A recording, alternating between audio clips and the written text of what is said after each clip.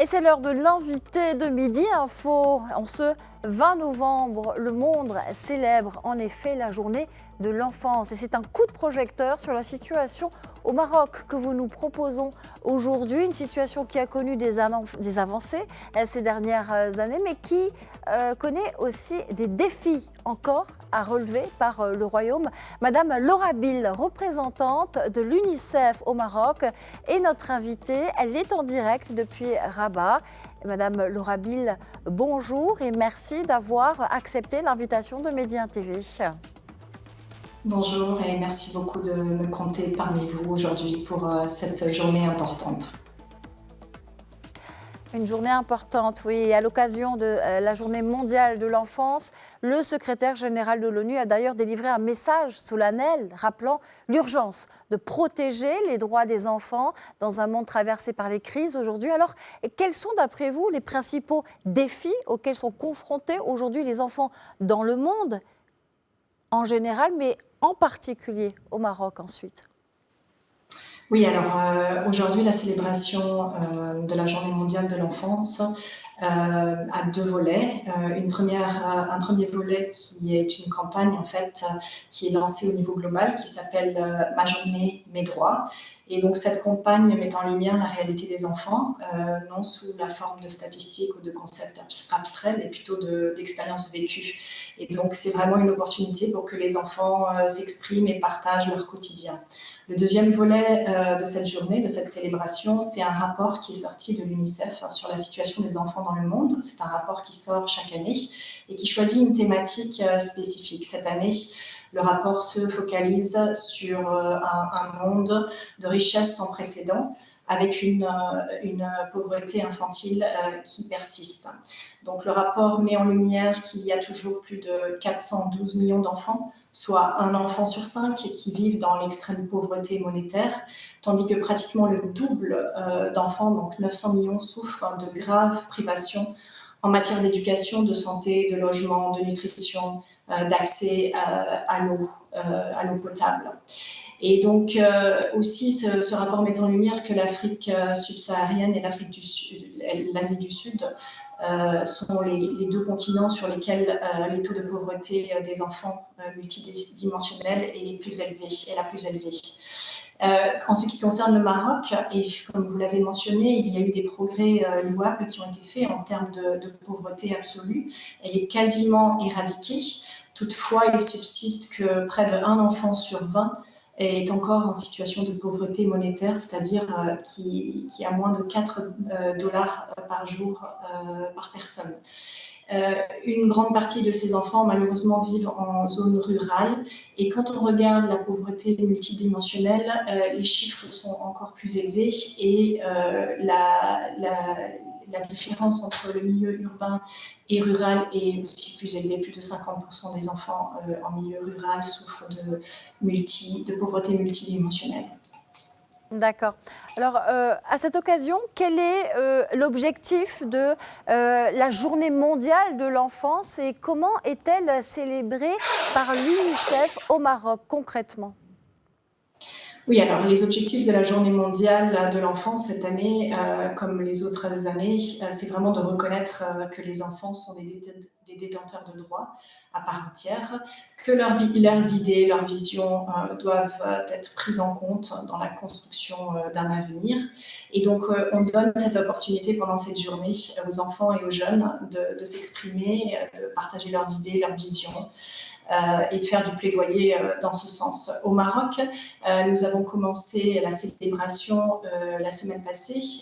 Nous étions les invités d'honneur du Silège, donc du Salon du Livre, de la Jeunesse et de l'Enfant. Et donc, nous avons utilisé cette opportunité-là, cette belle opportunité de sensibiliser le grand public, les enfants, aux droits des enfants, à travers les livres et la lecture.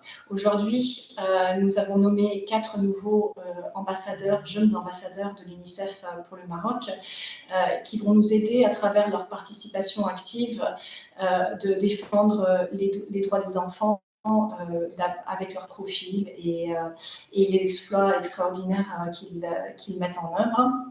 Et la semaine prochaine, nous allons avoir une autre initiative aussi avec le ministère de la Solidarité et de la Famille.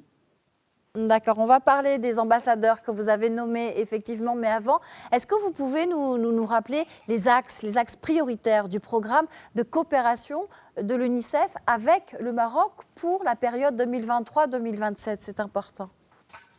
Oui, alors le programme de coopération de l'UNICEF au Maroc vise en fait, à faire bénéficier des services sociaux et de qualité aux enfants les plus vulnérables. Donc, c'est des enfants qui sont dans des zones vraiment ciblées. Et aussi, on travaille sur s'assurer de la participation communautaire, en particulier des enfants, mais pas seulement les communautés, pour protéger leurs droits et les aider à se développer pleinement. Donc, on travaille au niveau national sur les politiques, les stratégies, les normes et standards, mais aussi on travaille au niveau décentralisé pour développer des modèles pour faire bénéficier les enfants les plus vulnérables à des services sociaux de qualité, donc par exemple l'éducation et la santé. D'accord, vous le disiez à l'instant, Laura Bill, l'UNICEF au Maroc a annoncé la nomination de 4 nouveaux jeunes défenseurs des droits de l'enfant. Qui sont-ils et comment ont-ils été nommés défenseurs des droits de l'enfant par l'UNICEF au Maroc, ces ambassadeurs? Alors effectivement, nous sommes ravis de compter parmi notre équipe 4 nouveaux ambassadeurs, jeunes ambassadeurs. Donc qui en fait, ils représentent différentes régions du Maroc et les 4 ont une chose en commun, c'est qu'ils se battent dès leur plus jeune âge sur les droits des enfants. Un des premiers ambassadeurs, c'est pas dans un ordre de priorité, s'appelle Youssouf, il a 14 ans, c'est un jeune alpiniste marocain, il a déjà gravi plus de 50 sommets et en fait il se bat pour les droits des enfants, pour le droit au sport, à faire des compétitions et chaque fois qu'il gravit les sommets, il veut parler des droits des enfants. Son rêve, il est en train de se préparer pour aller en Argentine l'année prochaine et gravir un des plus hauts sommets d'Amérique du Sud. Et en 2027, son rêve, ce sera de conquérir l'Everest. Donc ça, c'est pour Youssouf. Nous avons ensuite Hiba. C'est une jeune de 17 ans. C'est une auteure prolifique. Elle a déjà écrit plus de 8 ouvrages en arabe, en français et en anglais. Elle milite pour l'éducation et pour la culture et elle défend les droits des enfants, surtout sur les questions du changement, l'impact des droits des enfants par rapport au changement climatique. Nous avons aussi Amine. Amine a 14 ans. On le surnomme le petit inventeur. Il est vraiment un modèle pour la créativité et l'innovation dans le monde de la technologie. Et ce qui est intéressant de Amine, c'est qu'il vient des montagnes de El House, donc la zone qui avait été affectée par le tremblement de terre en 2023. Et finalement, nous avons Paul, qui est un jeune journaliste qui vient de terminer ses études. C'est le premier journaliste au Maroc qui est porteur de la trisomie 21. Et donc, en fait, lui, il s'est battu depuis son plus jeune âge, en fait, pour laisser une place et donner une voix aux enfants qui vivent avec un handicap. Alors, ce sont des ambassadeurs qui représentent une enfance au Maroc très éclective, très inclusive. Youssef, Hiba, Amine et Paul, quel est l'objectif? Quels sont les objectifs de l'UNICEF en nommant ces jeunes ambassadeurs? Comment ces jeunes ambassadeurs de l'UNICEF au Maroc vont-ils s'engager pour les droits des enfants? Concrètement aussi, comment est-ce qu'ils vont aussi contribuer à la promotion des droits de l'enfant dans le royaume et peut-être préciser les domaines d'action prioritaires pour ces jeunes défenseurs? Oui, alors en fait, ils vont nous accompagner dans tout ce qui est des campagnes nationales et internationales pour la promotion des droits des enfants. Donc en fait, ils sont ambassadeurs pour l'UNICEF Maroc, mais ils vont aussi contribuer en fait au niveau international sur différentes thématiques. On va leur demander de participer à des événements publics spécifiquement sur les droits qu'ils défendent et à d'autres moments si nécessaire. Et puis aussi, on aimerait les engager dans des dialogues à des moments clés avec des décideurs, des gens qui soient du gouvernement ou d'autres entités, pour nous aider en fait à défendre les droits des enfants. Par exemple, Paul, il est déjà engagé dans une campagne mondiale de l'UNICEF qui est prévue en fait au début décembre pour la Journée internationale des personnes en situation de handicap.